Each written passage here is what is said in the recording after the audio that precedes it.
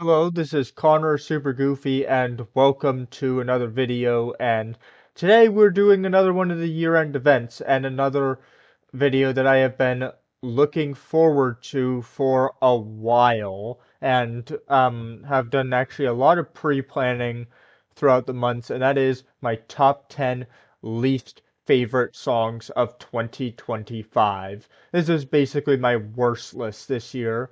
I've already done the year-end hot list, which is the songs that I liked the most this year, and I've already done my Spotify Wrapped video, which is the songs that I played the most this year. But what about the songs that I liked the least? Well, we are about to go over that today. So I wanted to go over a few ground rules for this. I wanted to go over a few ground rules for this list. So it is any song that I considered any song for this list as long as it is like a song that I actually willfully listened to and was disappointed by, or it was a song that was shoved down my throat for the entire year that I didn't like, which is the case for a few of these on here. I decided not to include any songs that because they're like infamous for being bad, so we're not going to be seeing any Peanuts to an Elephant by Lil Wayne or anything like that on here. Because I felt like that wouldn't be honest, as in the songs that I actually liked the least. Um, so yeah, um, I didn't really spend as much time on this list as I did for the year-end hot list. So yeah, I think that it is. I think this is going to be a fun video, and I've already spoiled like a couple songs that are going to be on the list, but I haven't spoiled everything. So I think that this is going to be a pretty interesting video as well. I also wanted to keep this list, by the way, I also wanted to keep this list as in 2025 as possible. So we're not going to be seeing any songs I discovered from like the late 2000s or anything. So yeah. With that being said, and also one more thing, um, some of these songs did chart on Connor's hot list, by the way. Some of them did make it. And you may be thinking, like, how could a bad song get onto Connor's hot list? I thought it was only songs that you thought were good on there. And while most bad songs I turn away from after the first listen, a song doesn't always reveal itself to be bad immediately, and so a few of them might just sneak in under the radar. But most of the bad songs that hit Connor's hot list don't really get very far. So we're going to be looking at songs today that either did not hit the hot list at all, or peaked somewhere within the 30s or 40s on Connor's hot list. So with that being said, here we go. Here are my least favorite songs of 2025. We are counting them down right now. Starting with number 10, Dear Carlos by, yes, me. I put my own song on the worst list this year, and for a pretty obvious reason if you have been following me for the whole year, because um, a pretty interesting thing about my 2025 was that I had a lot of beef this year. I obviously had the beef with Nate Flores that carried over from the previous year. I had the beef with Jackie Swan on Big Soap's channel early in the year. I had the beef with Rocket Man and the beef with Jay as well. But the fifth beef that I was in this year, and the most embarrassing one, and the one that manufactured this song right here, is my beef with Carlos Lujan in March.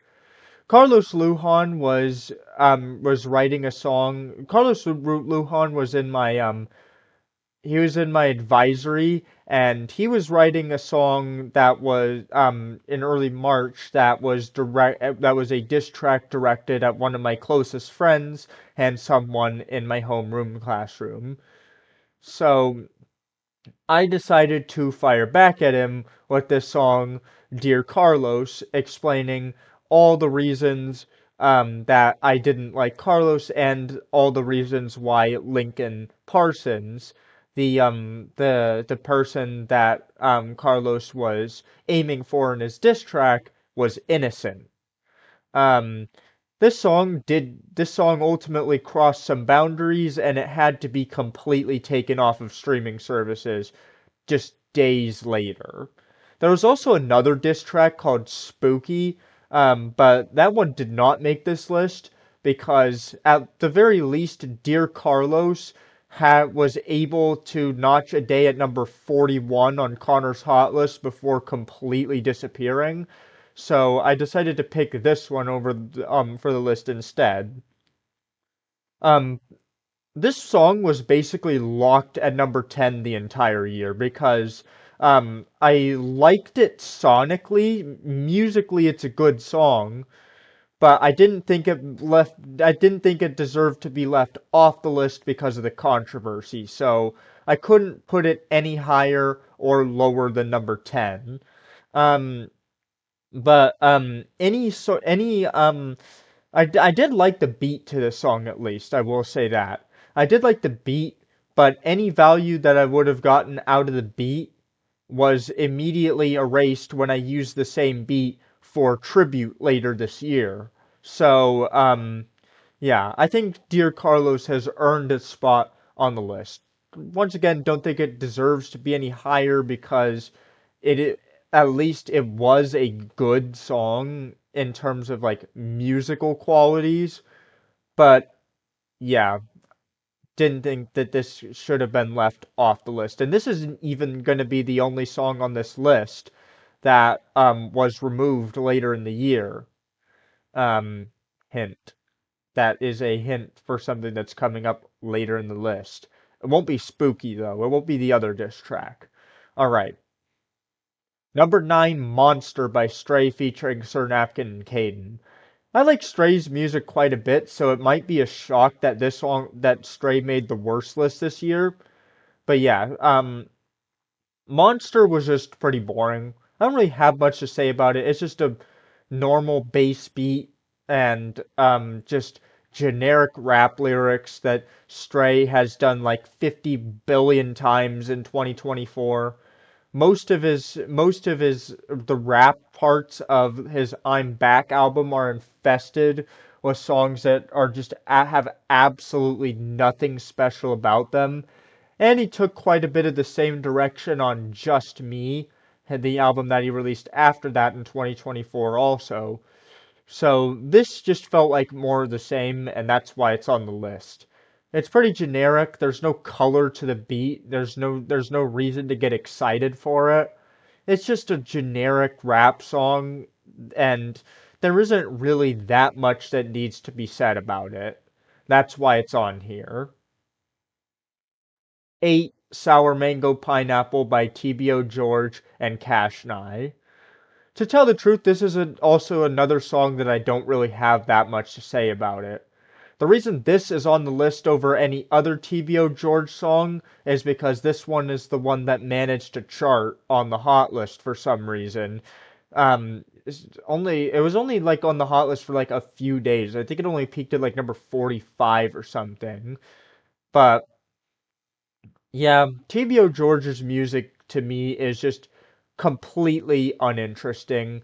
I'm not a big fan of, even when I do like TVO George's beats, it's just TVO George on the song is just not that interesting to me. I don't get excited for a TVO George song the same way I would get excited for like a Senpal song. The one time the TVO George was interesting to me this year was his guest verse on The Thrills by Senpal, but even then, like, it is a Senpal song, so I think that I think that um I I think that the credit on that one is probably has to go to Senpal or like that beat for making TBO George sound interesting. But yeah, this is not my thing. So unfortunately, I had to put it here. 7 Doghouse by Drake featuring Julia Wolf and Yeet. This actually might be I might be wrong, but this actually might be the highest charting song on Connor's Hot List that ended up on this list. Um, I'll just let you know that I loved IDGAF off of For All the Dogs, and I loved It's Up off of 100 Gigs. Both songs are songs that this song is represents very closely.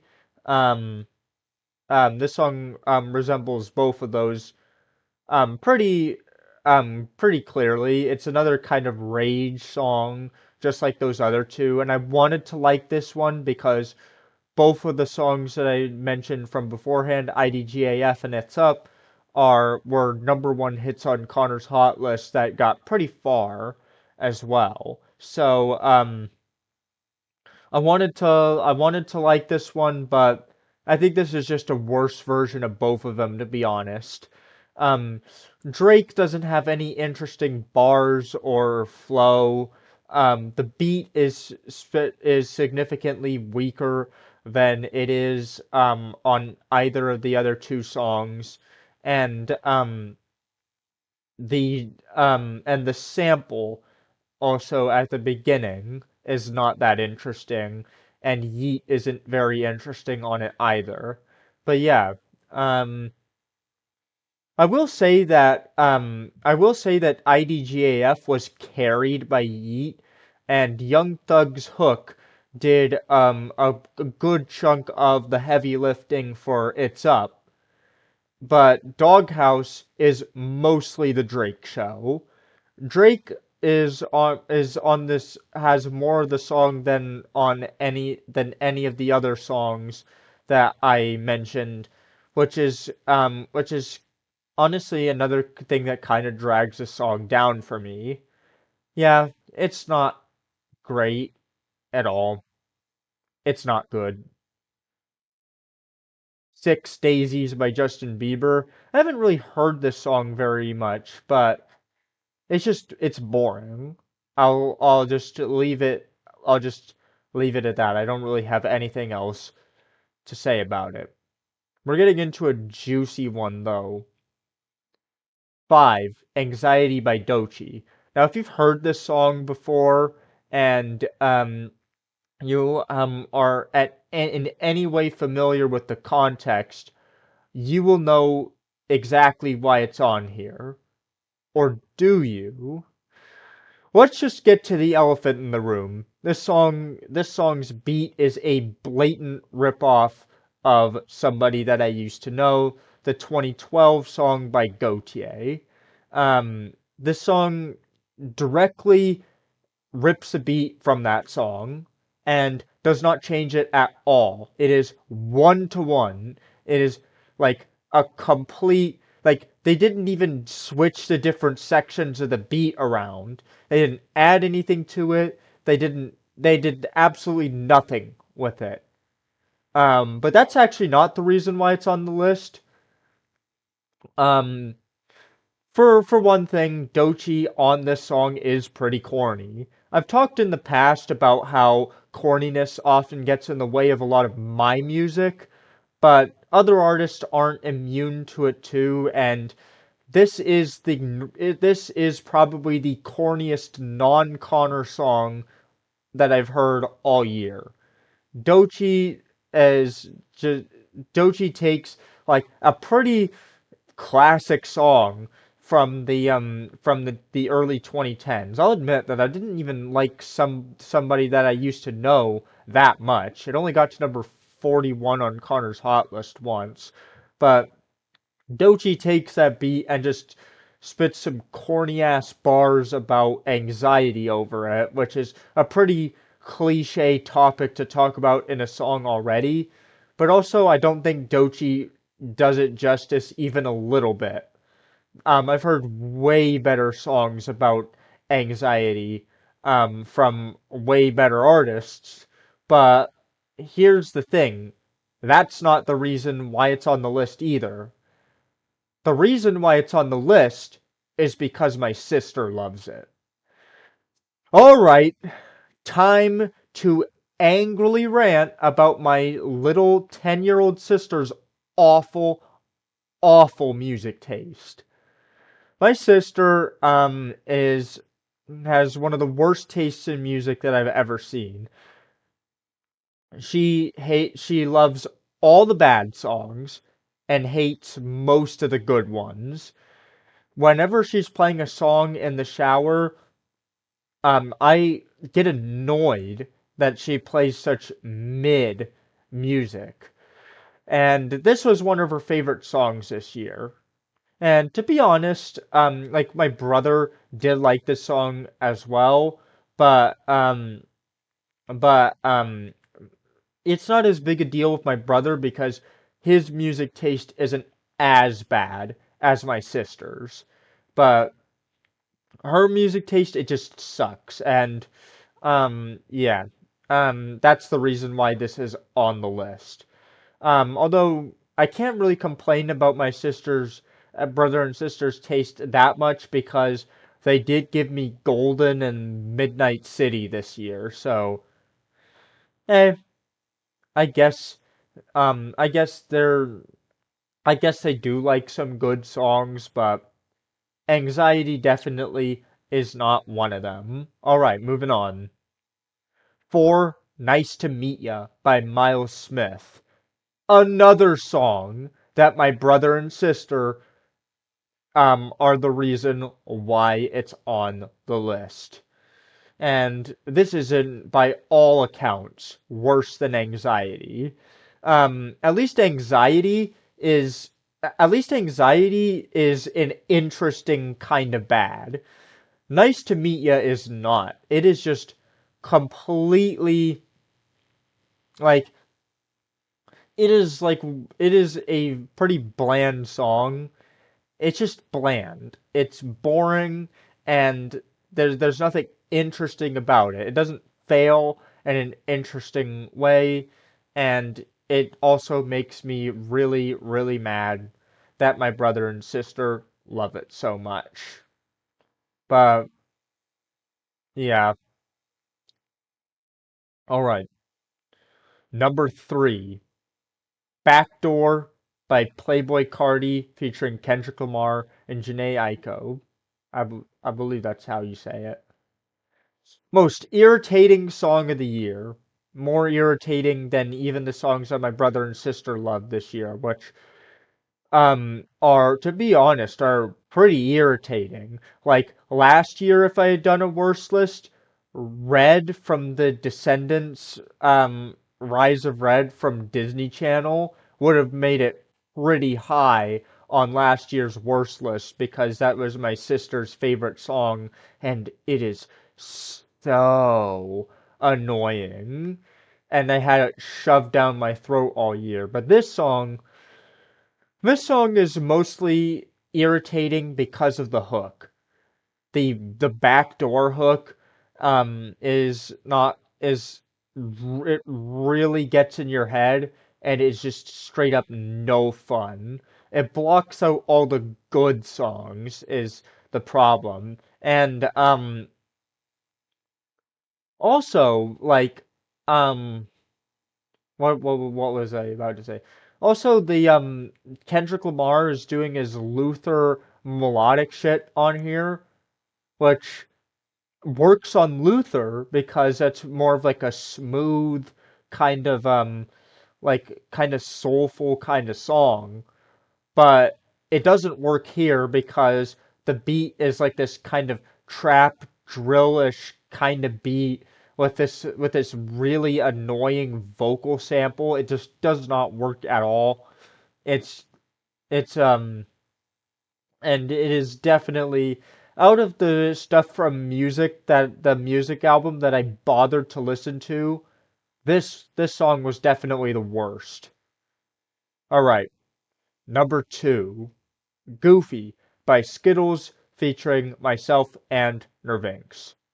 Um, yeah, this is the other song that I mentioned that I was actually removed from was actually taken down later in the year, so now it's not available anymore. But remember Precipice? I give you Precipice, but with rapping on it. The beat is just as loud and annoying as Precipice, but and it's generic. It's kind of this generic rage beat that just blows up your ears. Um, it has the worst hook that I have ever done on any song. Um, Nervinx has the only good part of the song, but it lasts for like 6 seconds. And Skittles is on here rapping about how his grandma gave him the N-word pass, or whatever he's trying to imply here. Um, like, it's an obnoxious song, and the only reason why this isn't number one, honestly, is because listening to the whole album made me understand it more. If you know what I'm saying, made me understand what it was going for, made me understand kind of everything that was going on with it. If that album did not exist, this would totally be my number one worst song of the year. Like it is it's basically unlistenable. And finally we have one, Streetlights by Rocket Man. I don't think my number one pick is going to surprise anyone, considering how much I have vocally denounced that song and the entire EP that it comes off of. And the fact that it actually led to beef between me and Rocket Man over the simple fact that I just did not like this song. And while I do forgive Rocket Man as a person, that doesn't mean that Streetlights is still the worst song that I've heard this year, and it's honestly not really that close, honestly either. Like I'm gonna say I've said it many times and I'll say it again. The biggest problem with this song is the aesthetic. The rootsy acoustic guitar aesthetic just completely dumbs down the song and all the emotion that it is trying to convey. It is it is it is just a completely flat, just completely, just entirely boring song. It doesn't sound emotional because Rocket Man dials his vocals back so much that that the emotion fails to come across. And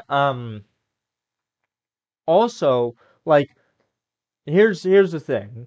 Um if this was just another boring song, if this was just another boring kind of bland song, this would not be number one. But this song fails in another very important way that I feel like I have to mention. The main goal of this song is to take the listener back in time. I'm gonna be real with you. I do not you go back in time even 1 second when I'm listening to this. Not 1 second. In order for a song to be nostalgic, I have to associate some element of its sound or its lyrics with something from my past. As for the sound, I have absolutely no nostalgia for boring acoustic guitar songs. I grew up on pop radio, so maybe that is an influence on why this song just has absolutely no place with me. But also for the lyrics, they're too specific to Rocket Man. this song is not this song. I don't relate to this song because they aren't my memories. These are Rocket Man's memories and only Rocket Man's memories. If you relate to this song at all, good for you. All right, but I don't. And so that is of course why Streetlights by Rocket Man is my least favorite song of the year. Anyway, that's about it.